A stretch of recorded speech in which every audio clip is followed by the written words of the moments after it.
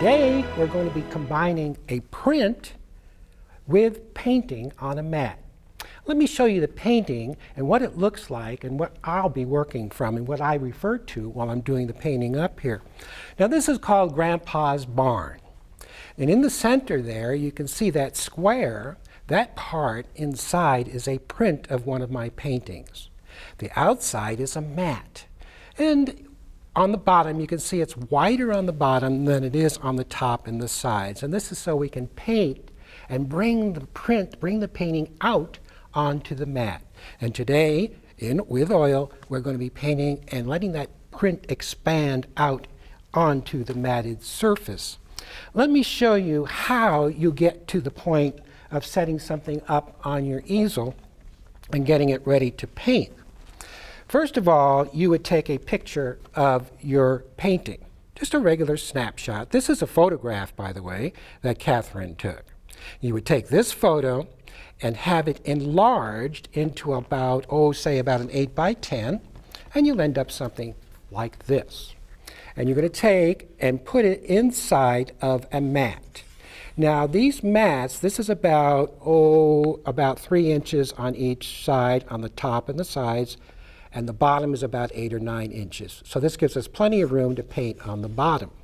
This is a photograph, and this isn't what we're going to be painting today, but it gives you an idea of how to arrive at the surface you'll be painting on. So remember, take your photo, have it enlarged, have it blown up to about an 8 by 10, have a mat cut at your art store, and put the 8 by 10 in there, and just tape it in the back.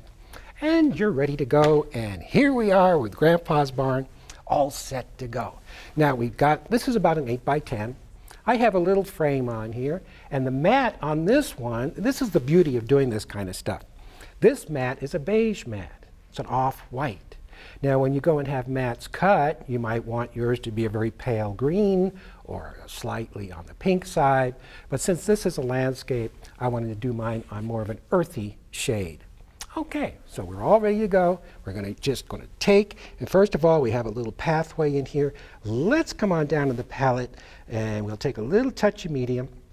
The brush I'm using is a good old fan brush. We're going to take some white, way over here, and we're going to come way over on the other side.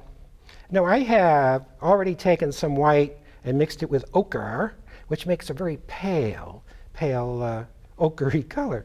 Now, don't put too much medium with it, otherwise it'll smear too much. We're going to come up here and on the mat, and you might not be able to see this too well, but I'm kind of going from side to side, and I'm pulling this path out.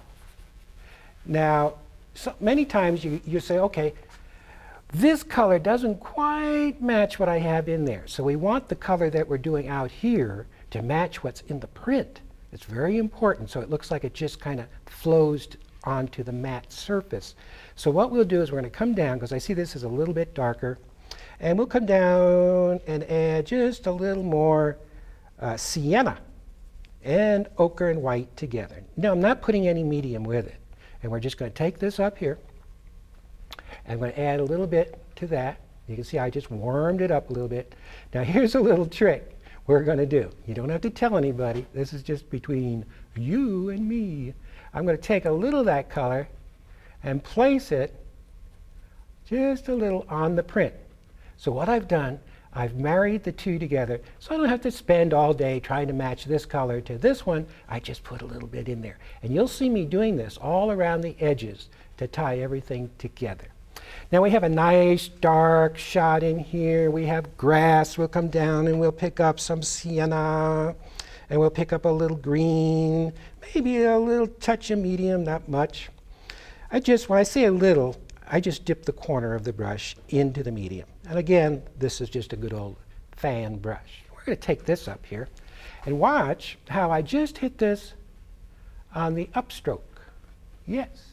And we're going to have a feeling of grass growing in through here, just on the upstroke. And we're going to come down, pick up a little more sienna, a little more green, and we're going to take a little of that and put it over here, a little on the other. Look how this is working. Is this fantastic?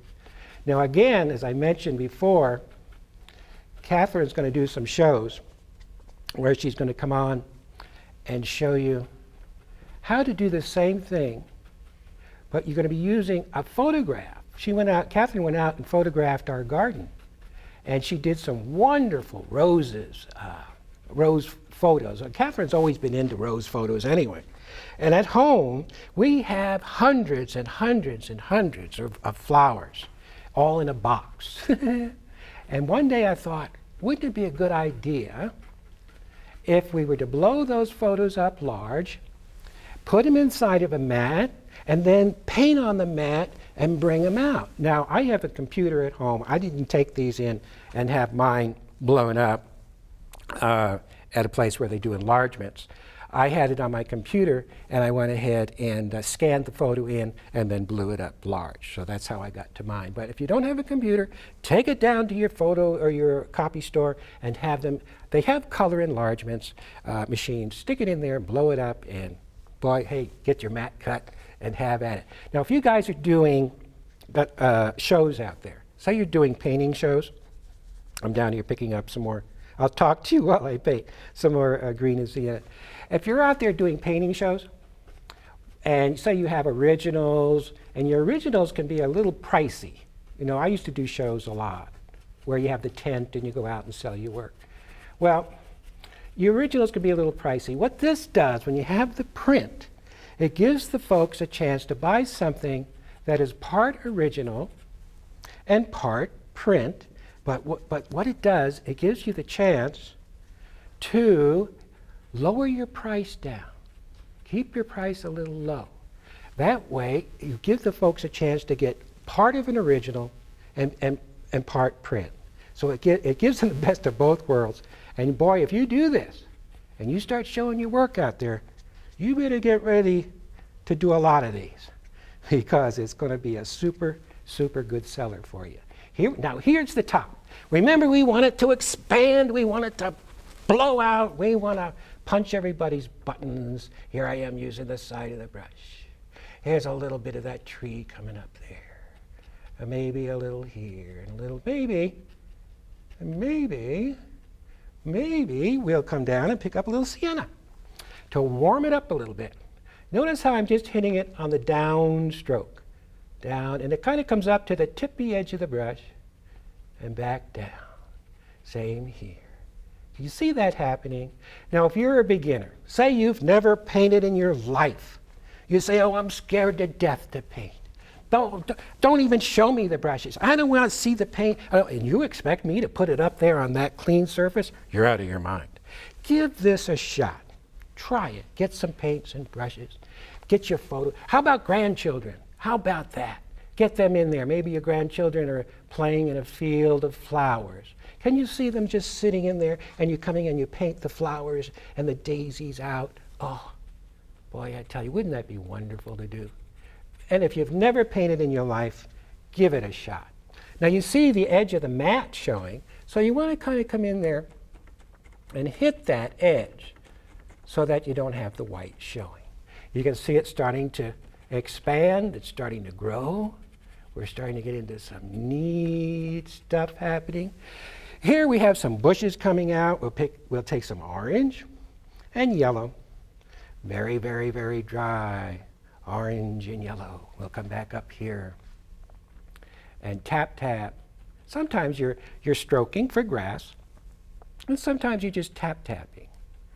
Now we want to carry this color over. Remember, we can take some of this and tap it in there. Oh, and make sure you have a backing on the back so that your print stays. My backing's a little loose, so you'll see my print wiggling a little.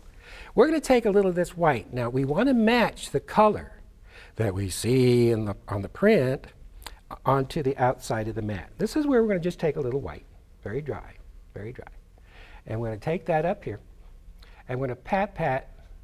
You see how that brings this part out? You see how easy that is? I tell you, in the morning you can sit and have your coffee and your tea and just paint, do a little painting. Good grief, all the work's done. Remember, this doesn't have to be a photo of one of your paintings like mine is. It can be a photo of some flowers out of your garden. And again, Kathwren is going to show you how to take your photos and do the same thing. This will open up a whole new world for you of how to take a print and do a painting on your mat. Look at this. I've only been up here for a short time and she almost looks finished. Let's take and bring this side out. A little grass over here. You can even take and use your finger to work some in. We're going to take a brush that's called a round brush. The round brush comes to a nice point. And we're going to take a little yellow and white. I'm going to bring that up here. And we can see we have some daisies that are started in here. And just by sort of just hitting it a little bit in. Now I'm on the print. You see, I'm painting in the print, not on the mat. And we just kind of dot, dot, dot. And then I'm going to carry that same color. Look at it happen. Look at the flowers growing onto the mat. You see how it's now, supposing you were to paint, do this same painting 10 times. Each time you do it, it'll be different. I guarantee you couldn't do the same thing again if you wanted to. And if you guys want to see some more examples of this kind of work that I'm doing, check it out on my website. It's www.jenkinsartstudio.com. Check it out, and you'll see some more examples pop up for you. Yeah. Now let's go over on the other side and put some in here. A little dot, dot in there. You see that happening? And we're going to come way over here. Now, you can play and put as much detail in as you want. We're going to take our round brush and we're going to come in. Let's pick an area that's closest to us, maybe right about in here. And we're going to come in and actually paint. I'm down here picking up some more white and a little touch of medium. And we're going to come in here and actually paint some daisies right in this area. So if we can get in there a little bit tighter so the folks at home can see all this good stuff. Now I have my brush and I'm just twirling it on the palette to get a nice point. And I'm going to come in here and paint some little daisies in that area. A little daisy in there. We have another one up in here. And these, you're actually seeing the individual petals of the flowers. Another one in here. Now you could spend hours in there. Maybe this time I'm picking up a little yellow because these are white daisies. And let's throw a couple white ones in there, or yellow ones, excuse me. And in there, maybe another one in there. So we show detail as we come up closer to the viewer. We see more detail. And as we walk on back, we would simply see little dots. So we have dot, dot, showing distance, no detail, dot, dot, coming right on up to detail up front. Now in the center of some of those daisies, we'll take a little touch of orange, no medium, and we're going to take that and put a little touch in the center of some of these.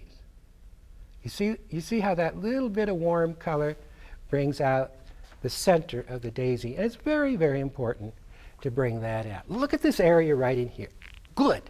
Now, look at that water over there. We've got a little water right in that area that looks like it might want to come out onto the mat just a little bit. So we'll come down to the palette. Now I've got blue, which I've already mixed with white, and I mixed a little black with it just to kind of gray it on down. And we're going to take some of that, and I'm going to bring that water out a little bit. Now you see how I'm just bringing the color out.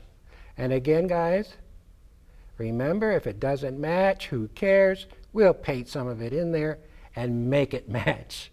So we're not mixing color and worrying about that. So out comes the water there. Well, it looks like there's a little bit down here. And the side, don't forget the side. Kind of cover that up a little bit in there. Now, the water came out. Well, we're going to take a little bit of our green and sienna, and we're going to take this And let's place a little bit of grass over the top to set that little bit of water back behind the grass. Or, yeah, the grass, the water behind the grass. That's right. Sometimes I get it backwards. Now, let's take orange and yellow and take that up here. I want a feeling of more of that. There it goes, more flower. Now, this is put on, most of this I'm doing without any medium. Now remember, medium helps the paint to flow. And don't forget, you guys out there, when you finish painting, use a good brush conditioning oil after you finish cleaning your brushes, to condition them with brush conditioning oil. Very important not to let these brushes dry out. Okay. Now we have, oh boy, look at the top.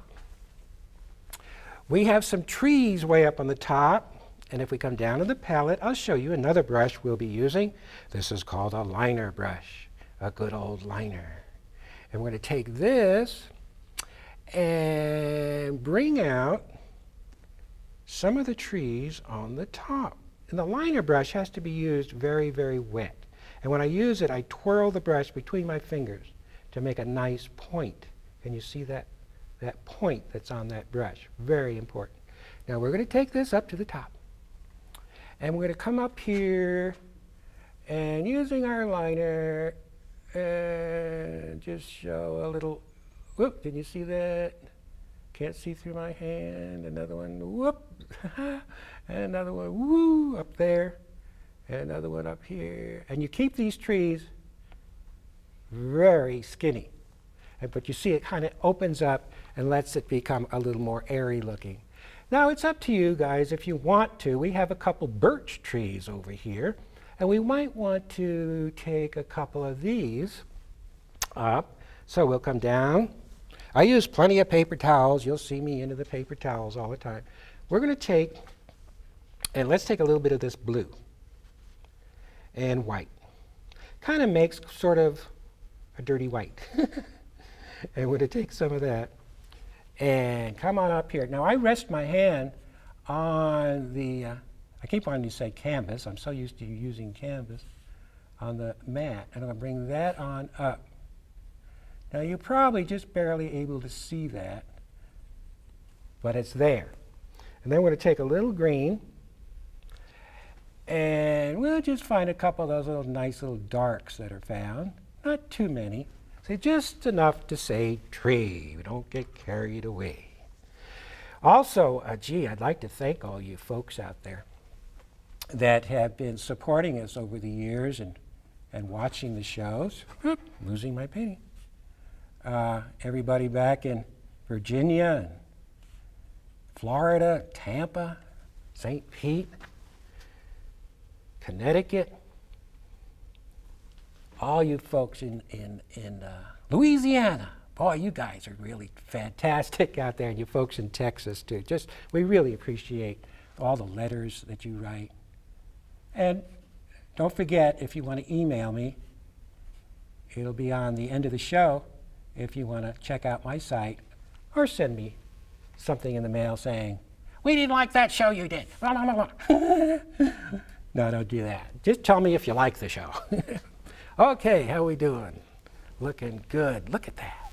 We're going to come in and come on down the palette and pick up some more blue, a little touch of yellow. And we're going to come up here. Now, oh, I forgot to tell you guys, the size of this is a 16 by 20, which is a standard size. Don't do this on an odd size, because if you go and try to frame it, it's going to cost you 5 times the amount of money. This is a standard size.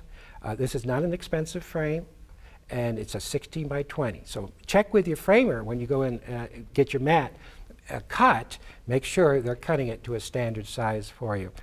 Also, after you're finished and the painting has dried, you can frame these under glass or plexiglass, one or the other, and it just is fantastic. You can even have an oval mat.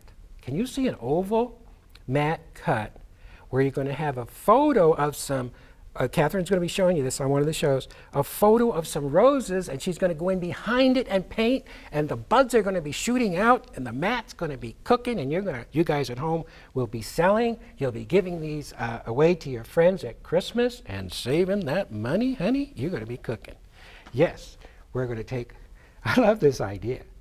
And I'm going to add little grasses down here and there, just to add, we've had time to add a little more detail. You could, some of the paintings where you're doing flowers, you can have a branch coming out where you can show a bird. Oh, by the way, well, let's take a look at this and see how, I want to make sure I have everything in there, and then I'm going to show you, I want to take some time to show you something else. I'm just going to expand this out just a little bit. Don't forget, you're going to put plexiglass or regular glass on these. Okay, now I wanted to show you an example of what can be done with some others, and I've got them right here to show you, and I wanted to leave some time to show this to you. This is a print on black mat board. Look at that guy. I want to tell you, I love that look. You see the background, how impressionistic it is? The flowers are hand-painted. The background is all hand-painted. This was a print from one of my paintings. I just went in and painted the background, painted flowers, painted it on the black, which made everything pop. This is a blue and gold macaw. Look at how sharp that is. Could you see this in a beautiful gold frame? Good stuff. Let me show you another one. This is more impressionistic. This is what I've been talking about. These are roses on a off-white mat. And this has more of an impressionistic background where I let the color just flow over the mat. I could even see a butterfly in there. Is that crazy? I mean, this is good. It's terrible to like your own work, but what the heck? Here's a rose fairy. Yes, you could do this kind of stuff too. Do you love it? Look, there's only one flower in this whole painting. These are all 16 by 20s. They're all standard sizes. Remember, you're looking for some rhythm and movement in your composition, and we'll be getting into that later on some of our shows. I'm showing you where to place your leaves to get rhythm. Here's another one. Some of you are probably familiar with this one. I did this on the last series. This was the gazebo. Look at the flowers and the daisies in this one. Crazy, huh? Neato? You can't wait to get your mats and your paints and your photos, I know. I have a feeling all of the stores are going to be crowded and everybody's going to be out wanting to do all this good stuff. Here's another one. This is a portrait I did. Has a little butterfly down here. Well, that's it, guys. I thank you for watching. Give this a shot. You beginners out there, you can do this. Give it a shot, get your mats and have at it. And don't forget to stop and smell those roses along the way. God be with you, and I'll see you next time.